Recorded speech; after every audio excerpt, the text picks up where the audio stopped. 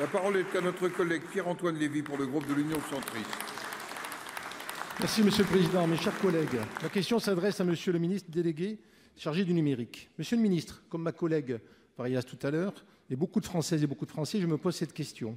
Où va le service public postal aujourd'hui? En effet, depuis le 1er janvier, les timbres rouges réservés aux envois de lettres prioritaires ne sont plus commercialisés. La modernité, selon la Poste, c'est soi-disant la e-lettre rouge. Il faudra donc se connecter en ligne pour rédiger ou scanner une lettre, qui sera ensuite retranscrite, puis imprimée par un agent de la Poste avant d'être envoyée. Pourquoi faire simple quand on peut faire compliqué? Où est la confidentialité dans des écrits dans ce nouveau process? Cette prétendue révolution pose surtout le problème de l'accès de tous au service public postal. L'égalité est pourtant l'un des grands principes de la notion de service public dans notre pays. La réalité, c'est qu'en pratique, l'électronisme touche près de 14 millions de nos concitoyens, surtout en milieu rural.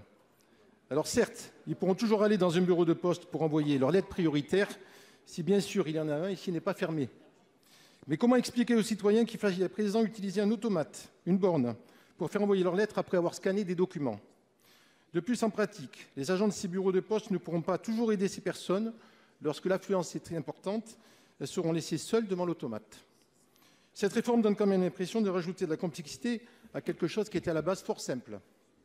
Enfin, nous apprenons également qu'à partir du mois de mars, le courrier ne serait plus distribué tous les jours, mais un jour sur 2, puis pourquoi pas un jour sur 3. Cette réforme est à l'expérimentation dans certains départements, mais elle risque d'être généralisée à toute la France. Mais le risque est grand que cette réforme désorganise le service postal et qu'elle aboutisse in fine à la suppression de nombreux emplois. Alors ma question est simple, Monsieur le ministre, et vous n'avez pas répondu tout à l'heure. Allez-vous laisser continuer à se déliter ce service public historique? Il est urgent d'agir avant que nous devenions tous timbrés. Je vous remercie.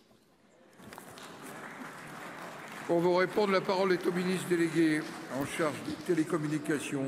Monsieur le Président, Mesdames et Messieurs les sénateurs, Monsieur le sénateur Lévy, je ne reviendrai pas sur les constats qui ont conduit le groupe La Poste à prendre ces décisions, mais je veux réaffirmer une nouvelle fois le profond attachement du gouvernement à l'universalité du service postal, qui est d'ailleurs inscrite dans la loi. Je veux redire une nouvelle fois que la présence du facteur est maintenue 6 jours sur 7, que tout usager rencontrant des difficultés et ayant la nécessité d'effectuer un envoi prioritaire pourra se faire accompagner par un facteur au bureau de poste, et qu'enfin les services liés à la lettre Service Plus, qui arrive 2 jours après à destination, et la lettre verte, qui arrive 3 jours après à destination, seront évidemment assurés. S'agissant de l'expérimentation que vous citez, elle vise à tester de nouvelles modalités de distribution dans les 68 communes que vous évoquiez, mais en aucun cas elle ne remet en question la présence tous les jours du facteur sur l'ensemble du territoire.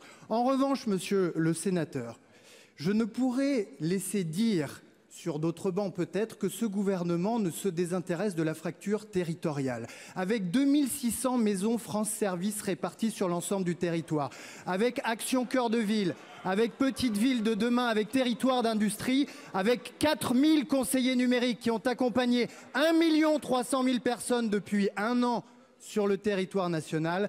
C'est ce gouvernement qui a mis fin à une quinzaine d'années d'aveuglement sur l'aggravation de la fracture territoriale, et je crois que vous en conviendrez. Soyez, Monsieur le sénateur, Mesdames et Messieurs les sénateurs, convaincus de l'attachement de ce gouvernement à la résorption de la lutte contre la fracture territoriale. Monsieur Lévy, quelques secondes.